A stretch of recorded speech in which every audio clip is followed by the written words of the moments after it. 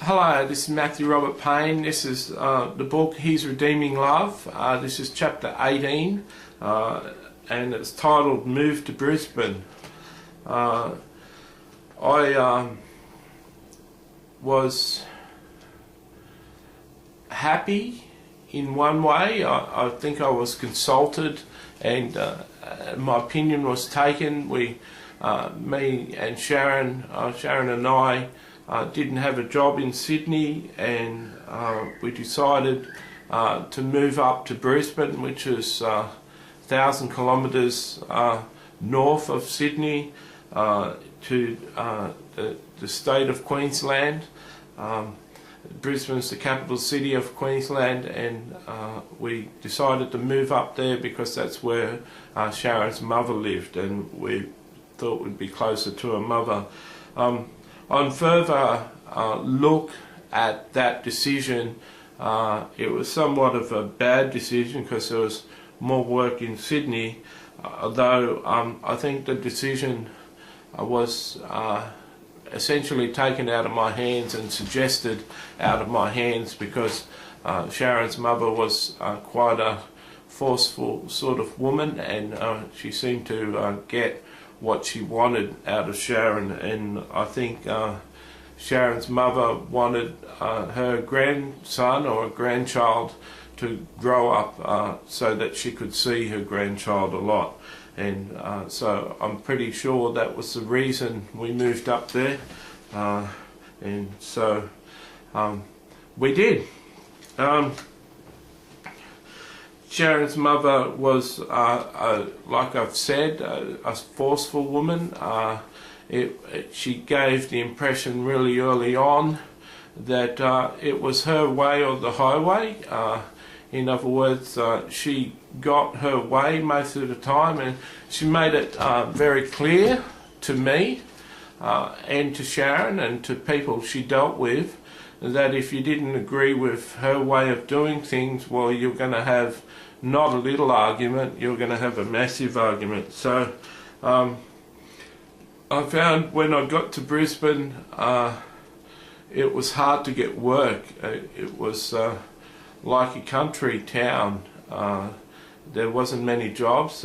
In Sydney papers, there's job after job after job in the papers, and there's more of a chance of getting a job. In Brisbane's papers, there was hardly any jobs in the paper, and I found it a real struggle to get a job.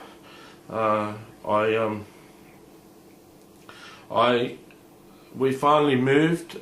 We initially moved to Sharon's mother's place, and we stayed there for a number of months until we decided to move out. I'm not sure whose decision that was to move out. I think the time had come to move out from being under the feet of her mother. It's not a good thing for a married couple to live with the in-laws, and I think we moved out mutually. It was a mutual decision, I think, between the mother-in-law and ourselves, that it was time for us to move. We moved into an inner city suburb of Brisbane called West End, and we were about a 25-minute walk from the Brisbane CBD, and I really liked where we moved. We moved into a little apartment that didn't cost much to live, and we could live on unemployment benefits. Sharon soon got a job in a cafe at West End and serving in a cafe, and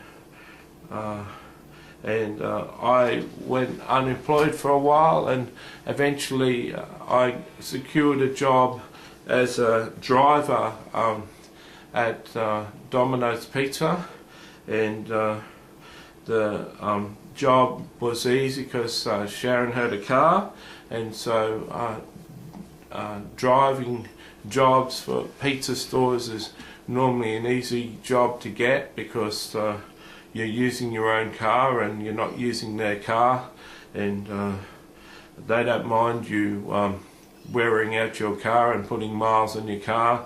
You got an hourly rate of pay, plus you got an allowance for each time you took a pizza for your car. And so I did that. I soon got promoted in the job to the job of training manager, and I was happy getting that job promotion.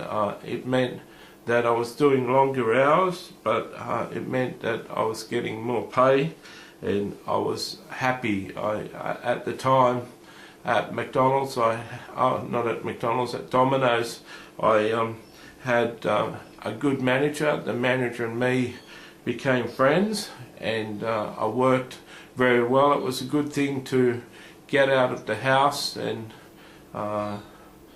do some work and bring an income in.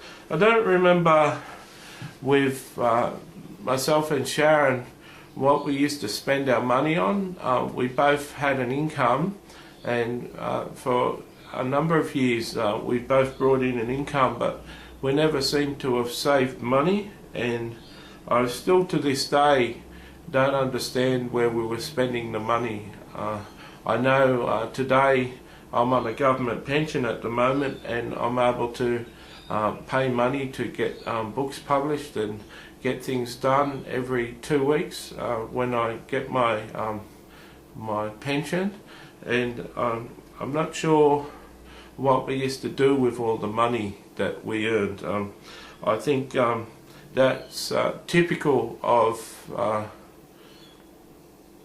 many couples, that they live together and earn an income and all the money seems to disappear. I'm not sure where the money was disappearing to. I know that a fair portion, or a little portion of the money was disappearing to Sharon Smokes. Sharon was a smoker at the time, and I think used to smoke a packet a day of smokes, and so I'm sure some of the money was going there, but it can't really account for all of the money. I grew to love Brisbane. In Sydney, I haven't mentioned that I started attraction to placing bets on horses and placing bets at the TAB, which is a gambling institution, and that continued in Brisbane while we lived at West End. I remember going into the TAB most Tuesday nights, and bet or Tuesday or Thursday night, whatever night it was a night off that I had during the week, and I used to go into the gambling institution and seem to double my money. I used to go up there with $20, and most times I'd double my money to $40, and me and Sharon used to go into the movies and watch a movie and go out for dinner. I enjoyed those times. I enjoyed going to the movies and going to the movies with my wife. I enjoyed the time with my wife before our child arrived, and I was happy. There was a point when Sharon didn't seem too interested in sex. I'm not specifically sure whether it was when she was pregnant or after she had the baby, but I know that there was a time there for at least a year where she struggled with the idea of sex, which was frustrating for me, to say the least. So soon the baby was to arrive, and that's the subject of our next chapter.